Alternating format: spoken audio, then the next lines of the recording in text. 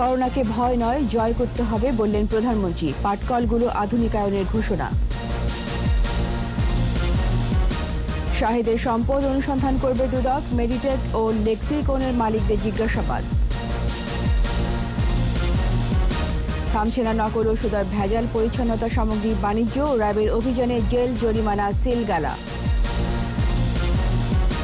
আরও 41 মৃত্যু, শনাক্ত ৩,৩৬০। লকডাউনের ষষ্ঠ দিনেও ওয়ারিতে নানা অজুহাতে ঘোরাফেরা। 11 জুলাই থেকে আরেক দফা বন্যার আশঙ্কা। 23 জেলায় প্রস্তুত রাখার নির্দেশ।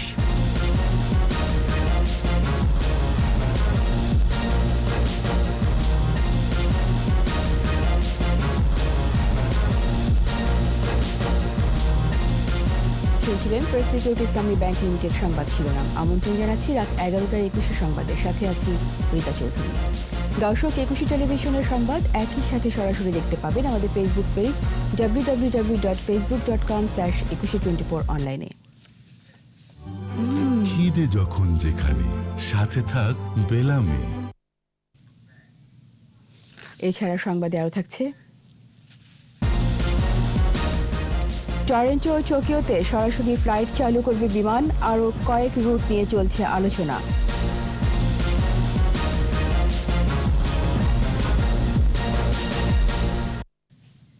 করোনার মতো রোগবালাই থাকলেও সব বাধা পেরিয়ে এগিয়ে যেতে হবে বলে মন্তব্য করেছেন প্রধানমন্ত্রী শেখ হাসিনা। জাতীয় সংসদে বাজেট অধিবেশনের সমাপনী বক্তৃতা তিনি বলেন, করোনাকে ভয় পেলে চলবে না, জয় করতে হবে। মহামারীতে সব স্থবির, তাই শতভাগ বাজেট বাস্তবায়ন হয়তো সম্ভব হবে না বলে মন্তব্য করেন সংসদ নেতা। আরও জানাচ্ছেন প্রণব চক্রবর্তী। একাদশ জাতীয় সংসদের অষ্টম অধিবেশনে সংসদ নেতা ও প্রধানমন্ত্রীর সমাপনী বক্তৃতা। আমাদের প্রবৃদ্ধি আমরা 7.8। উন্নয়নের যে ধারায় বাংলাদেশ এগোচ্ছিল তাতে বছরটি ছিল খুবই গুরুত্বপূর্ণ মনে করিয়ে দেন প্রধানমন্ত্রী শেখ হাসিনা। সংসদ নেতা বলেন, মহামারীর মধ্যে সরকারকে দিতে হলো বাজেট। যত বাধায় আসুক তা মোকাবেলা করে সামনে এগিয়ে যাওয়ার আশাবাদ জানান শেখ হাসিনা। আমি আশাবাদী, আর যতই ঝড় ঝঞ্ঝা, দুর্যোগ, রোগ শোক বালাই এগুলি থাকবেই, কিন্তু জীবন তো থেমে থাকতে পারে না। জীবন তো চলমান, জীবনকে চালিয়ে নিয়ে যেতে হবে। আর সেদিকে লক্ষ্য রেখেই মনে হয় যদি কখনো সারা বিশ্বের অর্থনৈতিক অবস্থা ভালো হয়, তখন যেন আমরা সেই সাথে তাল মিলিয়ে চলতে পারি, সেটা মাথায় রেখে আমরা এই বাজেটটা দিয়েছি। দেশের অর্থনীতি গতিশীল রেখে এবং মূল্যস্ফীতি নিয়ন্ত্রণে মহামারী মোকাবেলায় সরকারের নেয়া পদক্ষেপ তুলে ধরেন সংসদ নেতা। করোনাকে ভয় নয় জয় করার সাহস দেন প্রধানমন্ত্রী শেখ হাসিনা। মৃত্যু তো আছেই, মৃত্যু তো অবধারিত। জন্মিলে মরিতে হবে, অমরকে কোথায় হবে, চৈস্তের কবে নীর হায়রে জীবন না, এটা তো কবি বলে গেছেন। কিন্তু তাই বলে আমি মরার আগে মরবো না, মরার আগে মরবো না, মরণকে জয় করতে হবে। কাজে করোনার ভয়ে আতঙ্কিত হবো কেন? হ্যাঁ, নিজেকে সুরক্ষিত রাখার জন্য যা যা করণীয় সেটা করতে হবে, কিন্তু মনে সাহস রাখতে হবে, এবং যাদের করোনা হবে তাদেরও। ঘরে বসে যারা সরকারের সমালোচনা করছেন তাদেরকে মানুষের পাশে দাঁড়ানোর আহ্বান জানান প্রধানমন্ত্রী। মানুষ যে আগে একটা আদর্শ নিয়ে চলতো, নীতি নিয়ে চলতো, দীর্ঘদিন এই দেশে এই মিলিটারি ডিক্টেটরশিপ এদেশে মানুষের চরিত্র হরণ করেছে। কারণ তাদের অবৈধ ক্ষমতাটাকে নিষ্কণ্টক করা, এটাই ছিল তাদের লক্ষ্য। তো যেখানে এইভাবে বছরের পর বছর এই বীজগুলি, দুর্নীতির বীজ, অনিয়মের বীজটা বপন করেছে, আপনি এটা তো মহিলা হয়ে গেছে। আওয়ামী লীগ সরকার আসার পর কে কোন দলের সেটা বড় কথা না, কে এই ধরনের দুর্নীতির সাথে জড়িত, অনিয়মের সাথে জড়িত, আমরা যাকেই পাচ্ছি, যেখানেই পাচ্ছি আমরা ধরছি। আর ধরছি বলেই যেন আমরা চোর ধরে চোর হয়ে যাচ্ছি। বিভিন্ন উন্নয়নের অংশ হিসেবে পাট পণ্যের বাজার ধরতে পাটকলগুলোর আধুনিকায়নে সরকারের পরিকল্পনার কথা জানান সরকার প্রধান। যা পাওনা ছিল সব আমরা শোধ করে দেবো, দিয়ে এটাকে আমরা নতুনভাবে করব। আর এখানে যারা আগ্রহী তাদেরকে আমরা আবার ট্রেনিং দেবো, ট্রেনিং দিয়ে এই আধুনিক প্রযুক্তি জ্ঞান সম্পর্ক করে তাদেরকে তৈরি করব। কারণ পাট কল চালু হলে এদের অভিজ্ঞতা যাদের আছে তারাই আবার নতুন করে চাকরি পাবে, কিন্তু এই সময়টা তাদেরকে আমরা এইভাবে বেতন দিয়ে আমরা দিয়ে দিচ্ছি, যাতে করে আমরা আমাদের পাটের যে বিশ্ব বাজারটা এবং পাটজাত পণ্যের যে বাজারটা সেটার জন্য আমরা ধরতে পারি। প্রণব চক্রবর্তী, 21 টেলিভিশন, ঢাকা। করোনা পরীক্ষায় ভুয়া সার্টিফিকেট দিয়ে কোটি কোটি টাকা হাতিয়ে নেওয়ার ঘটনায় রিজেন্ট গ্রুপের চেয়ারম্যান শাহেদ ও তার সহযোগীদের সম্পদে অনুসন্ধান করবে দুর্নীতি দমন কমিশন। এদিকে মাস্ক, পিপিই সরবরাহে দুর্নীতি অনুসন্ধানে স্বাস্থ্য মন্ত্রণালয় ও অধিদপ্তরের কর্মকর্তাদের নাম আসলে তাদেরও তলব করা হবে বলে জানিয়েছেন দুদক সচিব মোহাম্মদ দিলওয়ার বখত। এই ঘটনায় ঠিকাদার হুমায়ুন কবিরকে জিজ্ঞাসাবাদ করে দুদক। এর আগে বুধবার আরও 2 ঠিকাদারকে জিজ্ঞাসাবাদ করা হয়। বিস্তারিত জানাচ্ছেন দীপু সরওয়ার। দুর্নীতি অনিয়মের অভিযোগে উত্তরা ও মিরপুরে রিজেন্ট হাসপাতালের 2টি শাখা এরই মধ্যে সিলগালা করে দিয়েছে এলিট ফোর্স র্যাব। করোনা টেস্টের 4000 ভুয়া সার্টিফিকেটে কোটি কোটি টাকা হাতিয়ে নেয়ার প্রমাণ পাওয়ার পর রিজেন্ট চেয়ারম্যান মোহাম্মদ শাহেদকে এখনও ধরা যায়নি। তাকে গ্রেপ্তারে অভিযান চলছে। এ অবস্থায় শাহেদ ও তার সহযোগীদের সম্পদ অনুসন্ধানের সিদ্ধান্ত নিয়েছে দুদক। রিজেন্টের বিষয়টি দুর্নীতি দমন কমিশনের অনুসন্ধান শুরুর জন্য যে কার্যক্রম গ্রহণ করা দরকার সেই কার্যক্রম গ্রহণ করা। এদিকে মাস্ক ও পিপিই সরবরাহে দুর্নীতি অনিয়ম অনুসন্ধানে বৃহস্পতিবার ঠিকাদারি প্রতিষ্ঠান মেডিটেক ইমেজিং লিমিটেডের পরিচালক হুমায়ুন কবিরকে 5 ঘন্টা ধরে জিজ্ঞাসাবাদ করেছে দুদক। আমরা পিপি মাস্ক তৈরি করি না, বিক্রি করি না, সরবরাহ করি না। আরেক ঠিকাদার প্রতিষ্ঠান লেক্সিকন লিমিটেডের মালিক মোতাজ্জেরুল ইসলাম মিঠু যুক্তরাষ্ট্রে থাকায় তার আইনজীবী দুদককে লিখিত বক্তব্য জমা দেন। সেটি আমাদের অনুসন্ধানকারী কর্মকর্তা গ্রহণ করেননি এই জন্য যে এটি বিদেশ থেকে কোনো দপ্তরে কোনো পত্র পাঠাতে হলে সেটি পররাষ্ট্র মন্ত্রণালয়ের মাধ্যমে এবং কার সম্মুখে সেটি স্বাক্ষর করা হয়েছে সেটি প্রত্যয়ন করে পাঠাতে হয়। এর আগে বুধবার আরও 2 ঠিকাদারি প্রতিষ্ঠানের 2 জনকে জিজ্ঞাসাবাদ করা হয়। স্বাস্থ্য খাতের দুর্নীতির চিত্র সামনে এনে ব্যবস্থা নেয়ার কথা জানান দুদক সচিব। যাদের নাম পাওয়া গিয়েছে তাদেরকেই ডাকা হয়েছে এবং এখানে দেখা হবে পরীক্ষা করে যে কাদের সম্পৃক্ততা আছে। যাদেরকে প্রয়োজন তাদেরকে অনুসন্ধানের সাথে দুর্নীতি দমন কমিশন থেকে তলব করা। সচিব বলেন, দুর্নীতিবাজ কাউকেই ছাড়া হবে না। ক্রয় প্রক্রিয়ার সাথে বা এই সরবরাহের সাথে যারা জড়িত। দীপু সরওয়ার, 21 টেলিভিশন, ঢাকা। এদিকে রিজেন্ট হাসপাতালে মালিক শাহিদের ব্যাংক হিসাব জব্দ করা হয়েছে। নিষেধাজ্ঞা জারি করা হয়েছে দেশত্যাগের উপর। গ্রেপ্তার করা হয়েছে রিজেন্ট গ্রুপের তথ্য অফিসারকে। রাজধানীর নাখালপাড়া এলাকায় অভিযান চালিয়ে সহোদর সহযোগী তরিকুল ইসলাম ওরফে তারেক শিবলিকে আটক করা হয়। র্যাব জানায় তরিকুলের কাছ থেকে গুরুত্বপূর্ণ তথ্য পাওয়া গেছে। তাকে নিয়ে বিভিন্ন জায়গায় অভিযান চালানো হয়। শাহিদকে আটক করতে অভিযান চলছে বলেও জানান র্যাব। এর আগে বুধবার রিজেন্ট হাসপাতালের 7 কর্মকর্তাকে রিমান্ডে নিয়েছে পুলিশ।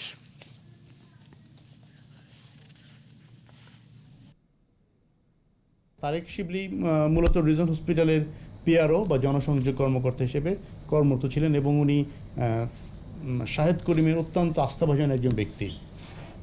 তার কাছ থেকে আমরা গুরুত্বপূর্ণ তথ্যপত্র পাচ্ছি। বর্তমানে উনি আমাদের হেফাজতে আছেন। শাহেদ করিমকে গ্রেফতারের জন্য আমরা আমাদের অভিযান অব্যাহত রেখেছি। প্রশাসনের কড়া নজরদারিতেও বেপরোয়া অসাধু ব্যবসায়ীরা। করোনাকালে কোনোভাবেই থামানো যাচ্ছে না নকল ওষুধ ও ভেজাল পরিচ্ছন্নতা সামগ্রী তৈরি আর বাজারজাত। পুরানো ঢাকার র্যাবের ভ্রাম্যমাণ আদালতের অভিযানে ধরা পড়ে 8 অসাধু ব্যবসায়ী এবং 5 প্রতিষ্ঠান। দেয়া হয় জেল জরিমানা, করা হয় সিলগালা। বিস্তারিত আহমদ বাবু রিপোর্টে। পুরান ঢাকার মিটফোর্ড ও আরমানিটোলায় অভিযানে নামে র্যাবের ভ্রাম্যমাণ আদালত। সন্ধান পায় নকল পরিচ্ছন্নতার সামগ্রী তৈরির কারখানা। এসব ভেজাল ডিটারজেন্ট নামিদামি কোম্পানির মোড়কে বাজারজাত করা হতো। এমন একটি কারখানা সিলগালা করে দেয় ভ্রাম্যমাণ আদালত। 2 জনকে দেওয়া হয় বিভিন্ন মেয়াদের কারাদণ্ড। টোটাল 5টি প্রতিষ্ঠানে মোট 8 লক্ষ টাকা জরিমানা প্রদান করা হয়েছে এবং 2 জনকে 3 মাস করে বিনাশ্রম কারাদণ্ড প্রদান করা হয়েছে। এখানে তৈরি হয় নকল জীবাণুনাশক। ফ্যাক্টরিটি অভিযান চালিয়ে জব্দ করা হয় 300 লিটার কেমিক্যাল। অর্থদণ্ড দেয় ভ্রাম্যমাণ আদালত। 50 লক্ষ টাকা পরিমাণের বিভিন্ন ভেজাল ডিটারজেন্ট তৈরির সরঞ্জাম জব্দ করা হয়েছে। 300 লিটার স্যাভলন, প্রায় 3 লক্ষ টাকা মূল্যের স্যাভলন জব্দ করা হয়েছে। র্যাবের নির্বাহী ম্যাজিস্ট্রেট জানান, অনুমোদনহীন এসব কারখানায় তৈরি পণ্য মানবদেহের জন্য ক্ষতিকর। নকল এবং আনরেজিস্টার্ড ওষুধ বিক্রির অপরাধে মোট এই 5টি প্রতিষ্ঠানকে 8 লক্ষ টাকা অর্থদণ্ড প্রদান করা হয়েছে। আহমদ বাবু, 21 টেলিভিশন, ঢাকা।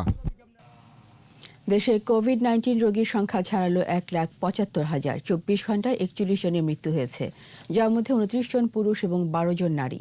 15,622টি নমুনা পরীক্ষায় শনাক্ত হয়েছে আরও 3,360 জন। স্বাস্থ্য অধিদপ্তরের নিয়মিত বুলেটিনে জানানো হয়, গেল 24 ঘন্টার মৃত 41 জনের মধ্যে 38 জনেরই মারা গেছেন হাসপাতালে চিকিৎসাধীন অবস্থায়। বাকি 3 জন বাড়িতে মারা গেছেন। কোভিড-19 পুরুষের মৃত্যুর হার 79.9% এবং নারীর মৃত্যু হার 20.91%। 24 ঘন্টায় সুস্থ হয়েছে 3,706 জন। করোনা ভাইরাস পরীক্ষায় বেসরকারি হাসপাতাল ও ডায়াগনস্টিক সেন্টার সহ এ পর্যন্ত 76টি ল্যাবে কার্যক্রম চলছে বলেও জানানো হয় ব্রিফিংয়ে। 3,360 জন। 24 ঘন্টা শনাক্তের হার 21.49% এবং এ পর্যন্ত শনাক্তের হার 19.40%। 24 ঘন্টায় মৃত্যুবরণ করেছেন 41 জন এবং এ পর্যন্ত 2,238 জন। শনাক্ত বিবেচনায় মৃত্যুর হার 1.28%। করোনা সংক্রমণ রোধে দ্বিতীয় ধাপের লকডাউন চলছে রাজধানী ওয়ারী এলাকায়। তবে ষষ্ঠ দিনেও নানা অজুহাতে মানুষ ঘুরছে পথে ঘাটে। সংক্রমণ রোধ ও সামাজিক দূরত্ব নিশ্চিতে কাজ করছে পুলিশ, সেনাবাহিনী সহ স্বেচ্ছাসেবকরা। লকডাউন এলাকায় সাধারণ ছুটি থাকলেও হরহামেশা মানুষ বের হচ্ছে বা প্রবেশ করছে। এছাড়া বিভিন্ন সমস্যায় অভিযোগেরও শেষ নেই। সকাল তখন বৈশা রুচি ওখান তো ঢুকতে দেয় নাই, তখন তো ওরা ঢুকতে দেয় না। এই জন্য আমি এখান থেকে ফাইলপত্র নিয়ে আসলাম যে গাড়ি আমি যাব। তাই আমি যদি না যাইতে আমার যদি এটা আমার চক্ষুগুলি ফুলে গেছে, দেখছেন কিডনি পরীক্ষা করা লাগবে। ভার্চুয়াল কোর্টে আমার 2টা মামলা হেয়ারিং এবং সেখানে স্ক্যানিং করতে হয়। একটা মামলা পিটিশন জমা দিতে হবে স্ক্যানিংয়ের মাধ্যমে। তো স্ক্যানিং আমার বাসায় তো স্ক্যানিং মেশিন নাই, সো আমাকে চেম্বারে যেতে হবে। সবকিছু ঠিকঠাক থাকলে বিজয়ের মাসে ভ্যাকসিন বাজারে আনতে চায় গ্লোব বায়োটেক। সেই লক্ষ্য ধরেই গবেষণা এবং অনুমোদনের কাজ নিয়ে এগিয়ে যাচ্ছে প্রতিষ্ঠানটি। খরগোশের পর এখন ইঁদুরের ওপর পরীক্ষার প্রস্তুতি চলছে। সফলতা মিললে 6 থেকে 8 সপ্তাহের মধ্যে মানব শরীরে ক্লিনিক্যাল ট্রায়ালে যেতে চায় গ্লোব বায়োটেক। বিস্তারিত স্মৃতিমণ্ডলের রিপোর্টে। করোনায় বিশ্বব্যাপী আক্রান্তের সংখ্যা 1 কোটি ছাড়িয়েছে, মৃত্যু 5 লাখের বেশি। এখনও স্বীকৃত কোনো ওষুধ নেই। শুরু থেকে ভ্যাকসিন আবিষ্কারে গবেষণা চালিয়ে যাচ্ছে বিভিন্ন দেশ। সফলতার দিকেও এগুচ্ছে অনেক দেশ। এই তালিকায় যোগ হয়েছে বাংলাদেশ। গত 2 জুলাই ভ্যাকসিন আবিষ্কারে নিজেদের উদ্যোগের কথা জানায় গ্লোব বায়োটেক লিমিটেড। প্রতিষ্ঠানটির নির্বাহী কর্মকর্তা ডক্টর কাকন নাগ এবং চিফ অপারেটিং কর্মকর্তা ডক্টর নাজনীন সুলতানার তত্ত্বাবধানে 8 মার্চ থেকে করোনার ভ্যাকসিন, কিট এবং ওষুধ আবিষ্কার সংক্রান্ত গবেষণা শুরু করে প্রতিষ্ঠানটি। পৃথিবীর বিভিন্ন প্রান্ত থেকে হোল জিনোম সিকোয়েন্সগুলো জমা হচ্ছে, সেগুলো নিয়ে অ্যানালাইসিস চলছিল। আমাদের ভ্যাকসিনের টার্গেট ডিজাইনিং চলছিল, প্রোটিন মডেলিং চলছিল। খরগোশের শরীরে ট্রায়াল দিয়ে শতভাগ সফলতার দাবি গ্লোব বায়োটেকের। দ্বিতীয় ধাপে ইঁদুরের শরীরে ট্রায়ালের কাজ চলছে।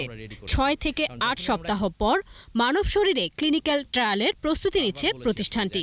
প্রিলিমিনারি অ্যানিম্যাল ট্রায়াল করে আমরা কিন্তু একটা রেজাল্ট পেয়েছি, সেটার বেসিসে আমরা বলেছি আমরা ভ্যাকসিনটি তৈরি করেছি। এখন এই প্রিলিমিনারি অ্যানিম্যাল ট্রায়ালের ডাটাটাকে আমাদের একটা রেগুলেটেড অ্যানিম্যাল ট্রায়ালে কনভার্ট করতে হবে, যেটার জন্য আমরা 6 থেকে 8 সপ্তাহ সময় নিচ্ছি। এই 6 থেকে 8 সপ্তাহ পরে আমরা যে রেগুলেটেড অ্যানিম্যাল ট্রায়ালের ডাটা পাবো, সেটা নিয়ে আমরা একটা সিআরওর মাধ্যমে বিএমআরসিতে এথিক্যাল অ্যাপ্রুভালের জন্য অ্যাপ্লিকেশন করব। সেটা সেপ্টেম্বরের প্রথমের দিকে হবে। সব পর্যায়ে সফলতা মিললে বিজয়ের মাসেই ভ্যাকসিন বাজারে আনার লক্ষ্য গ্লোব বায়োটেকের। আশা করছি বিএমআরসি খুব দ্রুত সেটা ইভ্যালুয়েশন রিভিউ করে আমাদেরকে অ্যাপ্রুভাল দিলে আমাদের সিআরও সেটা এন্ড অফ সেপ্টেম্বর শুরু করতে পারবে, যেটার মাধ্যমে তারা phase 1, phase 2, phase 3 volunteer recruitment করে 3 মাসের মধ্যে তারা ট্রায়াল কমপ্লিট করে আমরা সব ডাটা সহ ডিজিডিএতে মার্কেট অথরাইজেশনের জন্য অ্যাপ্লাই করব। তো মার্কেট অথরাইজেশন আমরা যদি সব ঠিক থাকে, ইনশাআল্লাহ আমরা যদি পেয়ে যাই, তাহলে ডিসেম্বর মাসে বিজয়ের মাসে আমরা দেশের মানুষকে ভ্যাকসিনটি দিতে পারবো। প্রযুক্তিগতভাবে সক্ষমতা আছে, শতভাগ সফলতার আশাবাদ প্রতিষ্ঠানটির। ভ্যাকসিন তৈরি বলেন, মেডিসিন তৈরি মানে তো ওয়ার্ল্ড ওয়াইড সব জায়গায় একই সিস্টেম, আমরা সেই সিস্টেমই করতেছি। তো কাজেই আমরা যে ভ্যাকসিন তৈরি করতেছি তার কোয়ালিটি 100% ঠিক থাকবে। আর পৃথিবীর অন্য যে ভ্যাকসিন তার চেয়ে কম হবে না, তার চেয়ে ভালো হবে। ভ্যাকসিনের পাশাপাশি করোনা পরীক্ষার কিট তৈরির কাজটি এগিয়ে নিচ্ছে গ্লোব। ছোট্ট 2-1টা রিয়েজেন্টের জন্য অপেক্ষা করছি। রিয়েজেন্টগুলো চলে আসলেই আমরা কিন্তু রিসাবমিশন করব। আমরা আশা করছি খুব সহসাই আমরা কিটের ঘোষণাটিও দিব। স্মৃতিমণ্ডল, 21 টেলিভিশন, ঢাকা। করোনা মহামারীর মধ্যে আসছে আরেক দুর্যোগ। 11 জুলাই থেকে দেশে 23টি জেলায় বন্যা কবলিত হওয়ার আশঙ্কা করছে ত্রাণ ও দুর্যোগ ব্যবস্থাপনা মন্ত্রণালয়। তবে বন্যা মোকাবেলায় সরকারের সব প্রস্তুতি আছে বলে আশ্বস্ত করেছেন প্রতিমন্ত্রী ডক্টর এনামুর রহমান। রিপোর্টে জানাচ্ছেন জেউ জুবায়ের।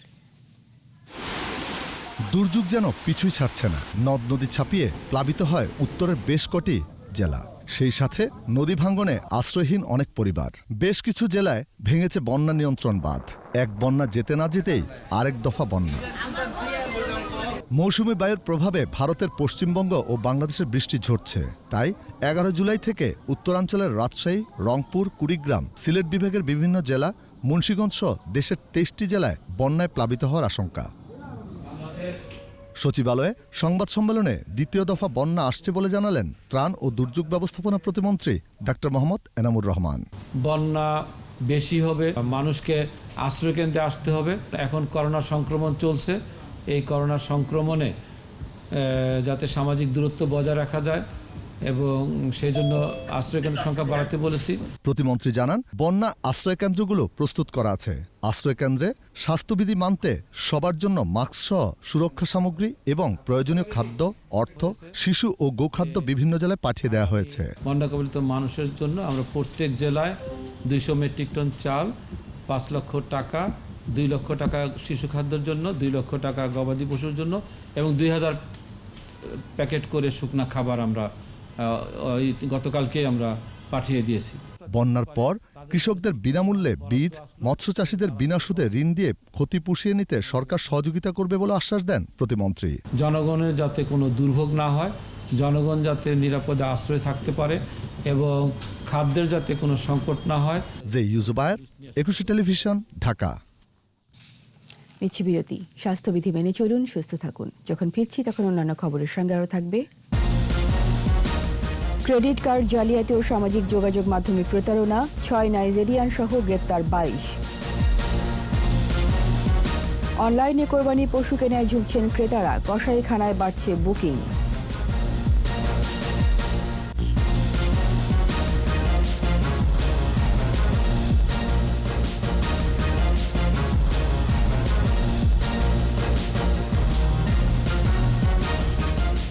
আবার আমন্ত্রণ রাত 11টার 21 সংবাদে। যে কোনো অনিয়ম দুর্নীতি বিরুদ্ধে কঠোর হুঁশিয়ারি দিয়েছেন আওয়ামী লীগ সাধারণ সম্পাদক ও সেতুমন্ত্রী ওবায়দুল কাদের। দলের সভাপতি রাজনৈতিক কার্যালয়ে ত্রাণ ও সমাজ কল্যাণ উপকমিটির সভায় নিজ বাসভবন থেকে যুক্ত হয়ে তিনি বলেন, জনগণের অসহায়ত্ব নিয়ে যারা ফায়দা লুটতে চায় তারা যে দলেরই হোক কোনো ছাড় দেয়া হবে না। নীতির বিরুদ্ধে সরকারের অবস্থান কঠোর। চিকিৎসা ব্যবস্থা, বিশেষ করে হাসপাতাল, নমুনা পরীক্ষা, ভুয়া সনদ, প্লাজমা ডোনেশন, সুরক্ষা সামগ্রী ক্রয়, হাসপাতালের যন্ত্রপাতি সংগ্রহ সহ অন্যান্য খাতের সাথে স্বাস্থ্য খাতের নানান অনিয়মের বিরুদ্ধে শেখ হাসিনা সরকার শুদ্ধি অভিযান শুরু করেছেন। এ অভিযান অব্যাহত থাকবে।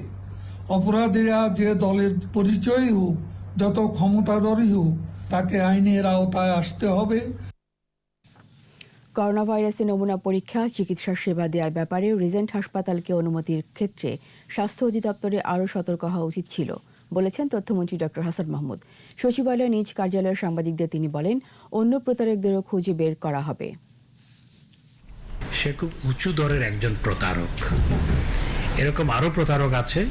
আমি মনে করি এদেরকে খুঁজে বের করা প্রয়োজন আমাদের সম্মিলিতভাবে। মির্জা ফখরুল আলমগীর সাহেব যেভাবে বলেছেন করোনা মোকাবেলা করা এমন কঠিন কিছু ছিল না, তাহলে তো সারা দুনিয়ার সব দেশের ক্ষেত্রে এটা এমন কঠিন কিছু ছিল না। তার বক্তব্যে তাই মনে হয়।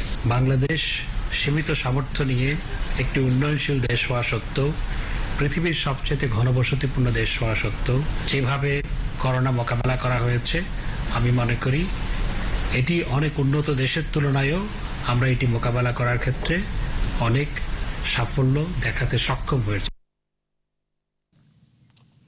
জামালপুর, পঞ্চগড় ও দিনাজপুরে করোনায় 3 জনের মৃত্যু হয়েছে, আর উপসর্গ নিয়ে কুমিল্লায় মারা গেছে আরও 7 জন। প্রতিনিধিদের সহায়তায় সমর ইসলামের রিপোর্ট। গত 24 ঘন্টায় জ্বর, সর্দি, কাশি ও শ্বাসকষ্ট নিয়ে কুমিল্লা মেডিকেল কলেজ হাসপাতালের করোনা ইউনিটে 7 জনের মৃত্যু হয়েছে। এদের 4 জন পুরুষ ও 3 জন নারী। সিভিল সার্জন জানান, মুমূর্ষু অবস্থায় তারা হাসপাতালে ভর্তি হয়েছিলেন।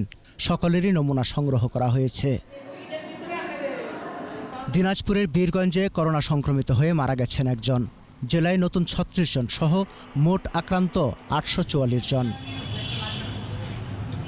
পঞ্চগড়ে করোনা আক্রান্ত হয়ে এক নারীর মৃত্যু হয়েছে।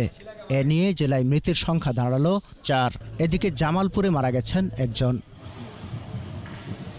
24 ঘন্টায় রংপুর মেডিকেল কলেজ হাসপাতালে 2 চিকিৎসক ও 3 নার্স সহ 26 জন করোনা পজিটিভ। এ নিয়ে জেলায় আক্রান্তের সংখ্যা 163। সুস্থ হয়েছেন 689 জন। মিঠাপুকুরে উপসর্গ নিয়ে মারা গেছেন একজন। গাজীপুরে নতুন আক্রান্ত 17 জন। মোট আক্রান্ত 3782 জন। মারা গেছে 46 জন এবং সুস্থ হয়েছেন 1600 জন। এদিকে সংক্রমণ ঠেকাতে নড়াইলের লোহাগড়া পৌর এলাকাকে 14 দিনের আন্ডার আইসোলেশন ঘোষণা করা হয়েছে। সমর ইসলাম, 21 টেলিভিশন। আন্তর্জাতিক ক্রেডিট কার্ড চক্রের 4 জন ও সামাজিক যোগাযোগ মাধ্যমের প্রতারণার দায়ে 2 বাংলাদেশি সহ 18 নাইজেরিয়ান নাগরিককে গ্রেপ্তার করেছে সিআইডি। সিআইডি মিডিয়া সেন্টারের সংবাদ সম্মেলনে কর্মকর্তারা জানান, একটি চক্র নিয়মিত অন্যের কার্ড ব্যবহার করে বিভিন্ন কেনাকাটা করছে। এর সূত্র ধরে তদন্ত শুরু করে সিআইডি। ঘটনায় জড়িত থাকায় 4 প্রতারককে আটক করে। পরে বনানী থানায় তাদের নামে মামলা করা হয়েছে। অন্যদিকে গত কয়েকদিন অভিযান চালিয়ে সামাজিক যোগাযোগ মাধ্যমে প্রতারণা করে বিভিন্ন ব্যক্তির কাছ থেকে জালিয়াতি ও ভয়ভীতি দেখিয়ে লাখ লাখ টাকা আদায় করার দায়ে 16 জন নাইজেরিয়ান নাগরিক ও তাদের সহযোগী 2 বাংলাদেশিকে আটক করা হয়। এ সময় তাদের নিকট থেকে বিভিন্ন মালামাল জব্দ করা হয়।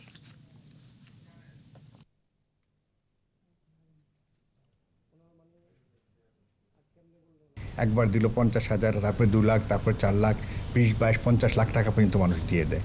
তো এই বিষয়গুলোতে একটু আমাদের সচেতন থাকতে হবে। সাধারণ মানুষকে তাকে ভয় দেখানো হচ্ছে যে এখানে তো ভুল করে আমি কিছু টাকা পাঠিয়ে দিয়েছিলাম, আর মানি লন্ডারিং মামলা আপনাকে পুলিশ খুঁজতেছে, কাস্টমস খুঁজতেছে। তখন পুলিশকে ভয় না করে পুলিশের কাছে আসতে হবে।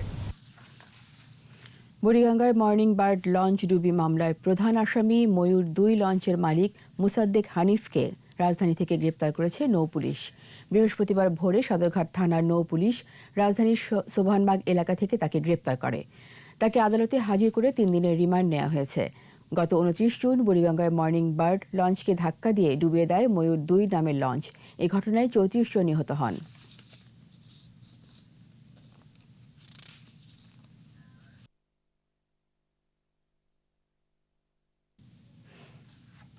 করোনা ঝুঁকির কারণে এবার অনলাইনে কোরবানি পশু কেনায় ঝুঁকছেন ক্রেতারা।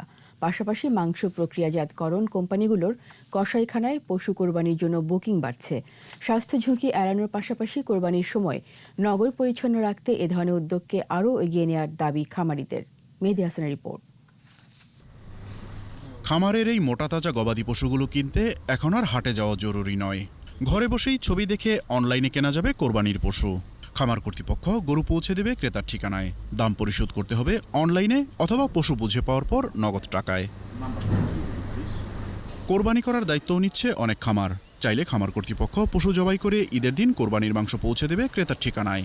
গত কয়েক বছর কোরবানি ঈদে অনলাইনে পশু কেনাবেচা বাড়ছিল, তবে এবার করোনা সংকটে এ ধরনের হাট আরও বেশি জনপ্রিয় হয়ে উঠেছে। বাজারে নেই না, আমাদের গরুগুলি ফার্ম থেকেই আমরা সেল দিই। কাস্টমার মোটামুটি আসতে আছে, গতবারের তুলনায় অনেকটা কম। আশা করি পড়বে না, হাতে নেওয়ার প্রয়োজন। বিকজ অফ যেভাবে অনলাইনে আমরা সাড়া পাচ্ছি, আমাদের মনে হচ্ছে আমরা অনলাইনেই সেল করতে পারবো। করোনার কারণে হাটে স্বাস্থ্য ঝুঁকির বিষয়টি এবার সামনে চলে এসেছে। পাশাপাশি হাটের কারণে জনভোগান্তি তো আছেই, তাই প্রচলিত হাটের বদলে অনলাইন হাটকে বেশি গুরুত্ব দেওয়ার পরামর্শ খামারিদের। গরু কেনা এবং তারপরে সেই কুরবানি সম্পন্ন করা, শহরে বাইরের মানুষকে ইনভলভ করতে হয় অনেক সময়, এবং তারপরে সেটা কাটার ব্যবস্থা, এবং তারপরে আবার আবর্জনা পরিষ্কারের ব্যবস্থা, এই সবগুলোতেই কিন্তু সোশ্যাল ডিস্টেন্সিংকে অতিক্রম করার একটা সম্ভাবনা তৈরি হয়। সেক্ষেত্রে kurbani.bengalmeat.com-এ গিয়ে অনলাইনেই আপনি আপনার গরু দেখে শুনে বুঝে নির্বাচন করে তারপরে অনলাইনে পে করার মাধ্যমে কিনতে পারবেন। শুধু করোনার জন্যই নয়, অনলাইন পশুর হাট ঝামেলামুক্ত বলেই সামনের দিনগুলোতে অনলাইন আরও জমজমাট হবে বলেই মনে করছেন খামারিরা। মেহেদি হাসান, 21 টেলিভিশন, ঢাকা। স্বাস্থ্যবিধি মেনে চলুন, সুস্থ থাকুন। নিচ্ছি বিরতি, যখন ফিরব তখন অন্যান্য খবরের সঙ্গে আরও থাকবে। মানব পাচারের দায়ে গ্রেপ্তার এমপি পাপুল কুয়েতের নাগরিক নন, বলছে দেশটির স্বরাষ্ট্র মন্ত্রণালয়। খাদ্যাভাবে প্রতিদিন বিশ্বে 12,000 মানুষের মৃত্যুর আশঙ্কা অক্সফার্মের। আমন্ত্রণ আবারও রাত 11টার 21 সংবাদে। এবছরে অক্টোবর নভেম্বরের মধ্যে ঢাকা টরন্টো, ঢাকা টোকিও রুটে সরাসরি ফ্লাইট চালু করতে যাচ্ছে বিমান বাংলাদেশ এয়ারলাইন্স। এছাড়াও চলতি বছর আরও কয়েকটি নতুন রুটে ফ্লাইট পরিচালনা করতে চায় বিমান। তবে করোনা পরিস্থিতির উপরই সবকিছু নির্ভর করছে বলে জানিয়েছে বিমান কর্তৃপক্ষ। জসিম জুয়েলের রিপোর্ট। করোনা মহামারীতে লন্ডভন্ড এভিয়েশন খাত। মাঝে প্রায় সব দেশেই আকাশ যোগাযোগ বন্ধ ছিল, এখনও চলছে সীমিত আকারে। বিমান বাংলাদেশ এয়ারলাইন্স এখনও স্বাভাবিক হতে পারেনি, একমাত্র লন্ডন রুটেই চলছে ফ্লাইট। এরই মাঝে ঢাকা টরন্টো, ঢাকা টোকিও নতুন দুটি রুটে ফ্লাইট পরিচালনার প্রস্তুতির কথা জানালেন বিমানের এমডি। কানাডার সঙ্গে এয়ার এগ্রিমেন্ট অনুযায়ী আগামী শীত মৌসুমে বিমান যাবে টরন্টোতে। তবে সবকিছুই নির্ভর করছে করোনা পরিস্থিতির উপর। ঢাকা থেকে সরাসরি টরন্টো এবং ঢাকা থেকে সরাসরি জাপান, এই দুইটি রুট আমরা চালু করব। মানে ঢাকা থেকে যাতে সব কানেক্টিভিটি, সবগুলো ইস্ট ওয়েস্ট সব কানেক্টিভিটি হয়, অর্থাৎ ঢাকা একটা হাব করার মতো সেই প্ল্যানটা আমরা করছি। বিমান এমডি জানান, জাপান সরকার ইন্টারন্যাশনাল রুট চালু করলেই ঢাকা টোকিও রুটে ফ্লাইট চালু হবে। জাপানের থেকে আমরা নিয়ে গেলে জাপানের ওইখানে যারা অন্যান্য এয়ারলাইন্স অপারেট করে তাদের সাথে আমরা চুক্তি করার চেষ্টা করছি, তারা যাতে এই যে অস্ট্রেলিয়া, নিউজিল্যান্ড এইসব দেশে অন্য ডেস্টিনেশনে তারা নিয়ে যায়। আমরা আমাদের যেটা প্ল্যান উইন্টার শিডিউলে চালু করা, যদি সিচুয়েশন পারমিট করে। এছাড়াও ভারতের চেন্নাই, শারজা সহ আরও কয়েকটি রুটে এবছরে ফ্লাইট চালুর বিষয়ে আলোচনা চলছে বলে জানিয়েছেন বিমানের এমডি। জসিম জুয়েল, 21 টেলিভিশন, ঢাকা। কুয়েতে আজও বাংলাদেশের এমপি শহীদ ইসলাম পাপুল কুয়েতের নাগরিকত্ব পাননি। তিনি অ্যালিয়েন্স রেসিডেন্ট ল বা বিদেশিদের জন্য আবাসিক আইনের আওতায় সেখানে অবস্থান করেন। কুয়েতের স্বরাষ্ট্র মন্ত্রণালয়ের ওয়েবসাইটে এক বিবৃতিতে বলা হয়েছে, কিছু সামাজিক যোগাযোগ মাধ্যমে অভিযুক্ত বাংলাদেশের এমপি পাপুল কুয়েতের নাগরিকত্ব নিয়েছেন বলে যে কথা হচ্ছে তা সত্য নয়। তিনি বিদেশিদের জন্য আবাসিক আইনের আওতায় কুয়েতে বসবাস করছেন। বেশ কয়েকটি অভিযোগে তার বিরুদ্ধে পাবলিক প্রসিকিউশনের দপ্তরে তদন্ত চলছে। বিবৃতিতে গণমাধ্যম ও সামাজিক যোগাযোগ গণমাধ্যমে কোনো কিছু প্রচারের আগে এর সত্যতা নিশ্চিত করার পরামর্শ দেওয়া হয়েছে। বাংলাদেশ ব্যাংকের গভর্নর পদে চাকরির বয়সসীমা ৬৭ বছর নির্ধারণ আইন পাশ হয়েছে। অর্থমন্ত্রী আহম মোস্তফা কামালের পক্ষে পরিকল্পনামন্ত্রী এম এ মান্নান সংসদে বিলটি উত্থাপন করেন। জাতীয় পার্টি ও বিএনপির সংসদ সদস্যরা জনমত যাচাই বাছাই ও সংশোধনের প্রস্তাব দেন। স্পিকার ডক্টর শিরিন শারমিন চৌধুরী প্রস্তাবগুলো নিষ্পত্তি করে বিলটি কণ্ঠভোটে দিলে তা পাশ হয়। এর ফলে বাংলাদেশ ব্যাংকের গভর্নর পদে সদ্য মেয়াদ শেষ হওয়া ফজলে কবিরের পুনর্নিয়োগে কোনো বাধা থাকল না।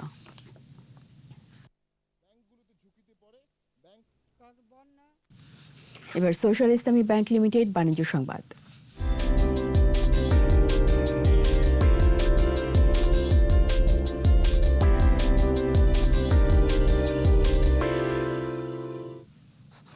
সূচক বেড়েছে দেশের উভয় স্টক এক্সচেঞ্জে, বেড়েছে লেনদেনের পরিমাণও।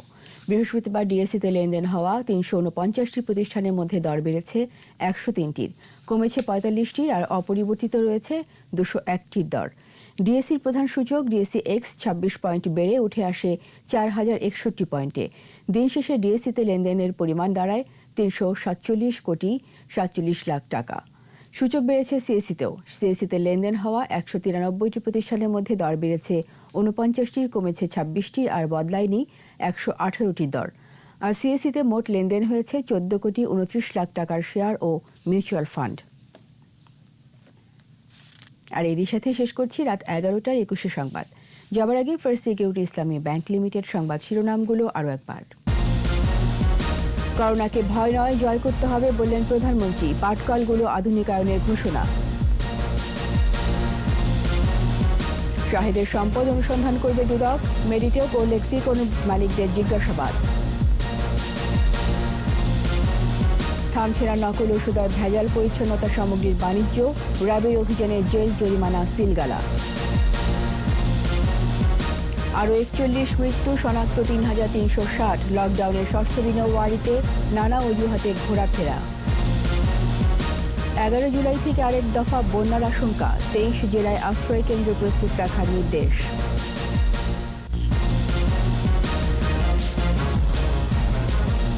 সবশেষ খবর জানতে ডায়াল করুন 2021 নম্বরে আর ভিজিট করুন epic-tv.com ওয়েবসাইট। এছাড়া ফেসবুকে লগ ইন করতে পারেন facebook.com/epic24 অনলাইনে।